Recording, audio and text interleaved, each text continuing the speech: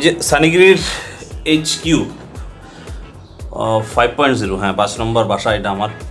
ঢাকা শহর যেহেতু ভাড়াটিয়া সেহেতু জায়গায় জায়গায় ঘুরতে হয়েছে, সো এটা হচ্ছে আমার 5 নম্বর বাসা এবং সেখান থেকে সানিগিরি চলতেছে। আর এই বাসাতে আসছি 1 বছর হয়ে গেছে। গত বছর ঠিক এই মাসেই এই বাসার মধ্যে উঠছিলাম, যদিও তখন প্ল্যান করছিলাম যে এত লম্বা সময় আমরা স্টে করবো না, কিন্তু 1 বছর হয়ে গেছে। এই বাসাটা সব কিছুই জোস, আলো বাতাস একবারে পারফেক্টলি আসে। জাস্ট একটাই ঝামেলা, সেটা হচ্ছে 2 তলা, যার কারণে বালু হয় প্রচুর পরিমাণে। যে আমার যেই ব্ল্যাক টেবিলটা আছে, এই ব্ল্যাক টেবিল যদি আপনারা এখন ক্যামেরায় দেখতেছেন না, একদিনের জায়গায় 2 দিন রাখলেই এখানে প্রচুর পরিমাণ বালুতে ভরে যায়। তার সাথে আরও একটা ঝামেলা আছে, সেটা হচ্ছে আমার একটা পাখি আছে, সে একটু খেলাধুলা করতে চায়, তার এখন একটু চাঞ্চল্যতা বাড়ছে, কিন্তু এই বাসার আশেপাশে একটু ভালো খেলাধুলা বা হাঁটাহাঁটির জায়গা নেই।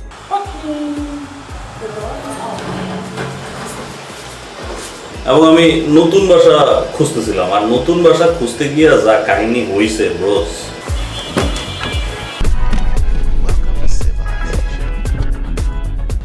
ওকে, সো কাহিনী যেটা হয়েছিল ব্রোস, আমার উইশ লিস্টে অনেকগুলো জায়গা ছিল। তার মধ্যে প্রথমটা হচ্ছে বসুন্ধরা, বাট বসুন্ধরা হচ্ছে বহুত দূরে হয়ে যায়। আমার মিরপুর বেস ভাই ব্রাদার।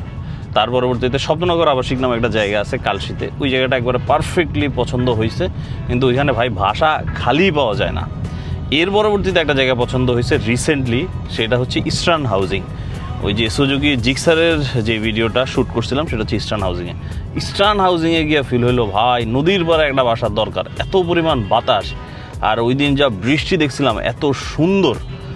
আমি একবারে ডিসিশন নিয়েই ফেলছিলাম যে আমি ইস্টার্ন হাউজিংয়ে বাসা নেব, একটু দূরে হোক ইস্টার্ন হাউজিং, তারপরে আমি ওইদিকেই বাসা নেব। অনেক কষ্টে আমার ফ্যামিলির আমি বুঝাইলাম যে ইস্টার্ন হাউজিং যাই, সিকিউরিটি নিয়ে কোশ্চেন আসছে, ওইটাই মেন কনসার্ন, এত দূরে আসলে কেমন সিকিউর। আমি বলছি না কোনো সমস্যা নাই, ঢাকার ভিতরে আবার ইনসিকিউর কি। সো বুঝাই টুঝাই আমরা গেলাম হচ্ছে বাসা দেখতে, এবং বাসা দেখতে যেদিন গেলাম আমরা একটা অটোরিকশা নিয়েছিলাম, অটোরিকশা নিয়ে একটু চিন্তা করলাম ঢাকা শহর ঘুরি প্লাস একটু বাসা দেখলাম আর কি। সো মিরপুর থেকে অটোরিকশা নিয়ে গেলাম ইস্টার্ন হাউজিং, এবং ইস্টার্ন হাউজিংয়ে ঢুকার মুখেই, সেটা হচ্ছে বেরিবাদদের সাইডে আর কি, ঢুকার মুখেই হচ্ছে একটা নর্দমা টাইপের আছে, অনেক মানুষজন সেখানে দাঁড়ায় আছে নর্দমার সামনে।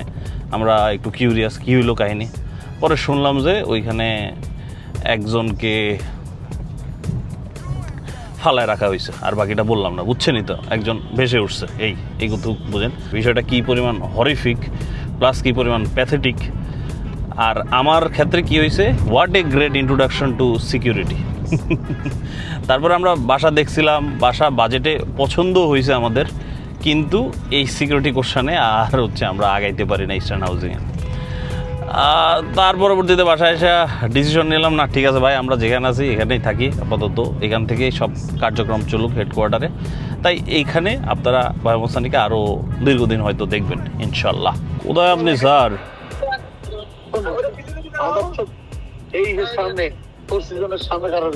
কোথায় 4 সিজন? কোথায় তুই আমাকে গালি দিলি কেন? আমি তোকে মানুষের সামনে এক্সপোজ করে দিব। কতক্ষণ ধরে খারাপ হয়েছিস? আছে কতক্ষণ ধরে? 10 মিনিট।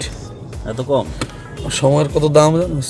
তুই এখানে দাঁড়ায় ভিডিও এডিট করতেছস, মানে আরে ভিডিও আপলোড দিতে আজকে। কি ডেডিকেটেড কন্টেন্ট ক্রিয়েটর? কি কোনো ব্র্যান্ডের সাথে কোলাবোরেশন ইয়েস নাকি ট্রেন্ড মিস হয়ে যাচ্ছে?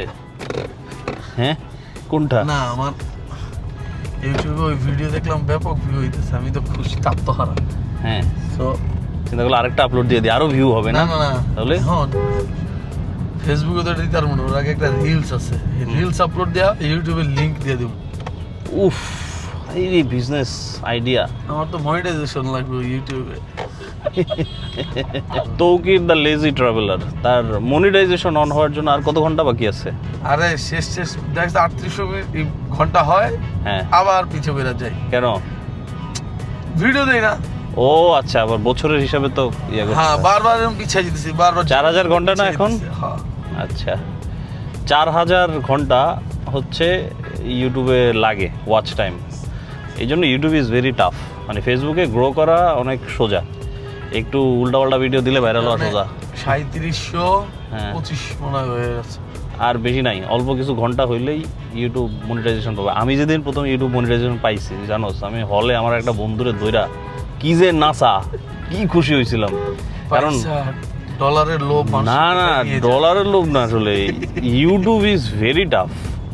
আর তখন তো ফেসবুক ছিলই না ওইরকম, মানে ফেসবুকে তো তখন কন্টেন্ট কেউ ছাড়তোই না, মনিটাইজেশন তো দূরের কথা। তো ইউটিউবে মনিটাইজেশন পাইছি, এই খুশি অন্য লেভেলে। কিন্তু ইউটিউবের মানুষের রেসপন্স আবার ডিফারেন্ট। ইউটিউবে যেমন উল্লাপাল্টা হিসাবে গালিগালাজ হাবিজাবি এইসব হয়, হ্যাঁ ইউটিউবে আমি এটা দেখলাম তুলনামূলক খুবই কম। ইউটিউবে হচ্ছে মানে একবার কোয়ালিটি অডিয়েন্স থাকে, মানে ধর মানুষজন ঢুকেই হচ্ছে একটু সময় নিয়ে আমি কিছু ভিডিও দেখবো, নিজের মতো করে সময় কাটাবো। তাই ফেসবুকে মানে ওই রিচের জন্য আর কি মানুষ ফেসবুক ইউজ করে, বাট যদি কন্টেন্ট বানায় স্যাটিসফ্যাকশন পাইতে চাস তাহলে ইউটিউব ইম্পর্টেন্ট। ওয়াশরুম আছে,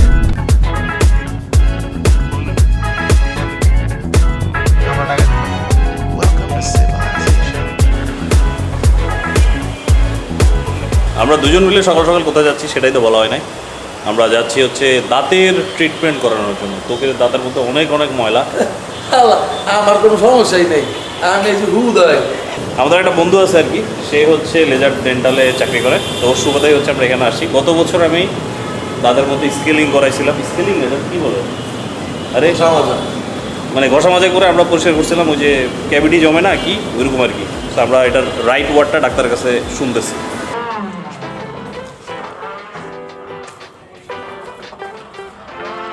প্রবলেম আছে দেখ, অনেক কিছু যাবে কিনা সেটা স্যার কেমন আছেন? Sir professional. মানে এই প্রসিডিউরটা সম্পূর্ণই পেইনলেস। আমরা শুরুতে অ্যানেস্থেটিক জেল অ্যাপ্লাই করে নিব, দেন ডিউরিং ট্রিটমেন্ট আমরা যেহেতু মেশিনের থ্রুতে করি, কিছুটা ভাইব্রেশনের কারণে আপনার ডিসকমফোর্ট ফিল হতে স্যার পারে। আমাকে একটা কথা বলেন, সেটা হচ্ছে এটার নাম কি? আমরা দেখি স্কেলিং বলে না কি বলে? এটাকে আমরা বলি প্রফেশনাল ক্লিনিং অ্যান্ড পলিশিং আমাদের ভাষায়। স্কেলিং কোনটাকে বলে? ও সেম জিনিস। আমরা এটা নিয়ে একটা ডিবেট করতেছিলাম, এটাকে আসলে স্কেলিং বলে না কি বলে। পরে বুঝলাম যে ঘষা মাজা বলে।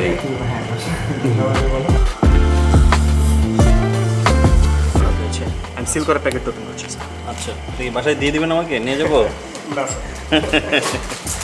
স্যার একটু হাই হ্যালো বলেন। লাস্ট টাইম যখন তাসলিমের সাথে আমার দেখা হয়েছিল, তখন যেখানে আমরা ট্রিটমেন্ট করাইছিলাম, মানে আকাশ পাতাল ডিফারেন্স, আকাশ পাতাল ডিফারেন্স। হ্যাঁ,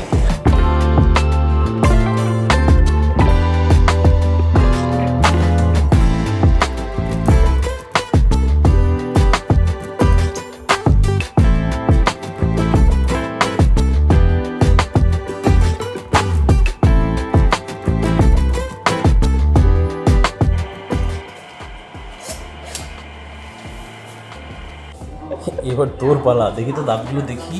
এই দেখ আমার তো তলের সাদা, খুব সাদা। এবার আপনাদেরকে আমার দাঁত দেখে, এই যে জাস্ট একটা গ্যাপ হয়ে গেছে এখানে। ডাক্তার বলছে এই যে এটা গ্যাপ হয়ে গেছে, মানে সিমেন্ট প্লাস্টার, সিমেন্ট বালি দিয়ে প্লাস্টার। তাই করতে হবে। তবে মানে সবচেয়ে খারাপ ফিলিংস যেটা, সেটা হচ্ছে ওই যে যখন শিনশিন করে না পাইরে পাই, এই ফিলিংসটা এই সামনের দাঁতগুলোতে এটা বেশি করে। সামনে যেহেতু কোরবানি, সো গরু কোপানোর লেগে দাঁত ঝালাই করতে লাগবে, এটাই মূল উদ্দেশ্য। And overall it was A warm and nice experience বলবো। আমরা যে জায়গাটার মধ্যে আসছি এটার নাম হচ্ছে লেজার ডেন্টাল, উত্তরাতে এটা অবস্থিত। বনানীতে ওদের একটা ব্রাঞ্চ আছে। আমাদের ভাই ব্রাদার তাসলিম মূলত হচ্ছে এখানকার ডেন্টিস্ট, মানে সেই হচ্ছে সেই ট্রিটমেন্টগুলো করে। ওর সাথে আরও অনেকজন আছে। আর দাঁত একবারে রেডি, কোরবানির মাংস ভালো করে চাপানোর জন্য দাঁত ভালো করে রেডি করছি। আর এখন ভাই মোহাম্মদ তকিরের ট্রিটমেন্ট চলতেছে, তারটা শেষ হইতেও সম্ভবত 1 ঘন্টার মতো সময় লাগবে। এই সময় আপনারা বসে বসে একটু অ্যাম্বিয়েন্স দেখেন।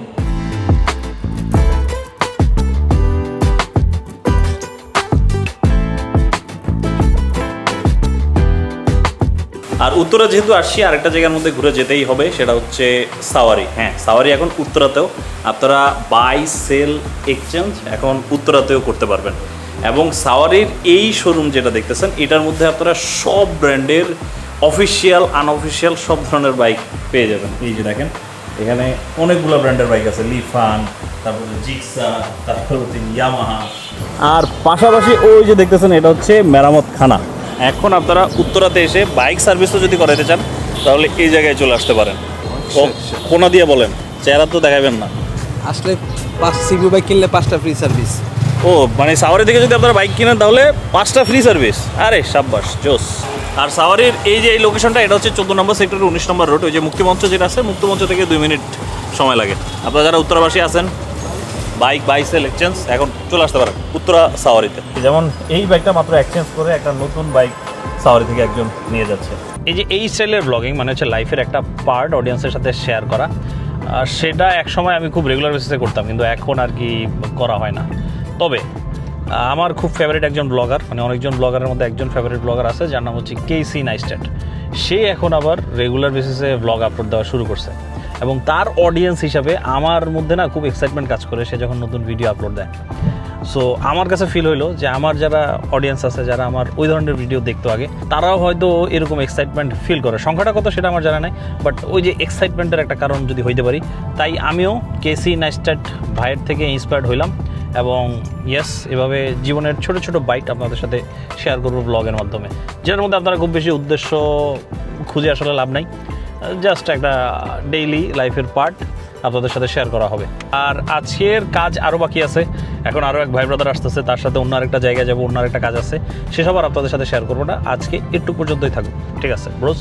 Sunny out, tata, good bye, আল্লাহ হাফিজ।